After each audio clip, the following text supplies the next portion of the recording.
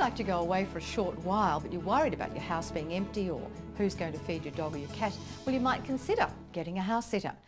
These are people who are happy to live in your house and look after it for a short or even quite a long period of time. House Carers is an organisation run by Ian White, and it's a kind of a dating service for people who want to house sit and the people who need house sitters, so it's a perfect marriage really. Time of Your Life went along, caught up with him at his office in Narrabeen in Sydney. We started House Carers.com in October 2000. It's a win-win for homeowner and house sitter. It's very much like a dating service where we're getting acceptance homeowner and house sitter. And we're providing a mechanism for homeowners to find and select house sitters. Now the homeowner, they're leaving their house, they want it to be secure, have that lived-in look.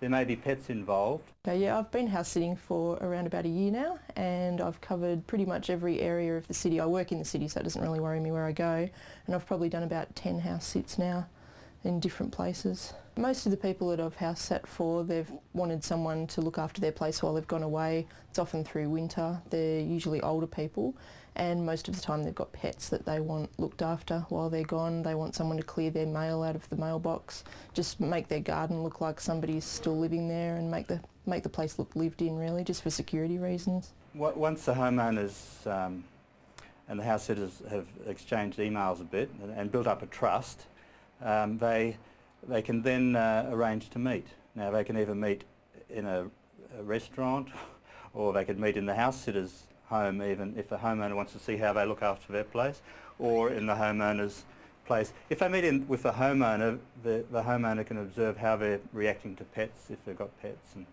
and I think that's possibly a good idea, and they'd go through what's required. So it's a matter of building up a trust. Usually the only stipulation is that there's no wild parties or anything while I'm there. That I've had people to stay in most of the house sits that I've done, and there's been no problem whatsoever with that. I've discussed it with the homeowner beforehand and they're fine with it, as long as the house is in, you know, the same state they left it in when they get back. They're happy. A lot of our people are retired, and they could either be wanting to leave their home and travel for extensive periods, 6 months, so they're looking for a house sitter, or they could be on the trek around Australia for 6 months, maybe in a caravan. And it's a great opportunity to have some nice, comfortable accommodation. And we have locations in Canberra, Gold Coast, Sunshine Coast. It's filling in for people who are perhaps even retired and they want to go to the city. Yeah, one time I ended up looking after a donkey, 2 cows and 2 horses at this one place. They were on 5 acres or something, and I had to get up at 5 in the morning every morning just to make it to work on time, because that was a fair way out of the city. So I probably wouldn't do one like that again, but it was an experience. We do find a common question with homeowners is their home, what happens if there's any damage, security, this sort of thing. Now, most insurance companies consider a lived-in house a safer risk than leaving it vacant. Now, we advise that each homeowner, they contact their insurance company saying, I'm leaving, I'm having a house sitter, how does that affect things? And most insurance companies say, great, all right, it's being occupied. Now, the insurance policy will cover the homeowner's belongings, etc., but the house sitter themselves should have their own insurance covering their belongings. So, and also we recommend a bond, much like a rental bond. We have a bond agreement that they can use. A bond is taken out and held by independent third parties such as a solicitor, and that's covered in the house sitter's agreement. So it's, you know, they should be taking the house sitter take any normal responsibility as if they were renting a house. Obviously I save on rent because most places don't ask you to pay rent. Occasionally you'll be asked to pay a bond or something like that, I've heard. I've never done it myself. The most I've really ever had to pay is just for my own phone calls. I've never had to pay electricity or gas or anything like that. So yeah, it helps me save up. I'm saving up for my own house at the moment, so while I'm not paying rent, it means I can save up faster. Plus I get to look at all the different areas of the city that I may end up buying in and find out which areas I like and which ones I don't maybe like so much. And no, it's working out really well. Yeah, typically we receive about 300 applications for house sits per month, and they're obviously all filled.